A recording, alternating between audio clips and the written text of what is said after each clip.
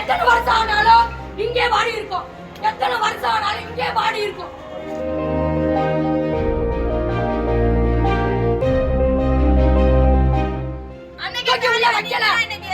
தூக்கி உள்ள வைக்கல.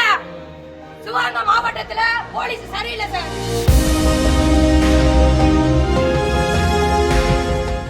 காரைக்குடியில் வணிக வளாக உரிமையாளரான பழனியப்பன் என்பவரை 6 பேர் கொண்ட கும்பல் வெட்டி படுகொலை செய்தது. தனது கடையை வாடகைக்கு எடுத்து ஃபைனான்ஸ் தொழில் செய்து வந்த சாந்தகுமாரிடம் கடையை காலி செய்யுமாறு பழனியப்பன் கூறியதால் இருவருக்கும் இடையே முன்விரோதம் இருந்ததாக கூறப்படுகிறது.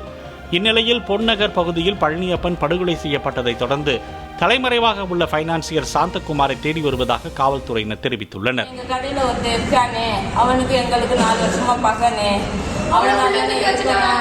அவன் ஏற்கனவே கடையை காலி பண்ண சொன்னதுக்கு ஆளுகளை வச்சு கடையிலே வச்சு மண்டையில அடிச்சானே. நாங்க சொன்ன அவன் சக்திக்கு நமக்கு சரி வராதுப்பா, நம்ம கேஸ் காலி பண்ணணும் கேஸை கொடுத்து வச்சதுக்கு அவனை தூக்கி உள்ள வச்சாகனே.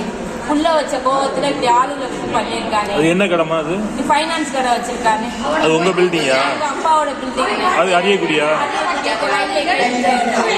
பிளே ஸ்டோர் மற்றும் ஆப் ஸ்டோரில் இருந்து பாலிமர் செயலியை QR கோடு மூலம் பதிவிறக்கம் செய்யுங்கள். செய்திகளை உடனுக்குடன் பெறுங்கள்.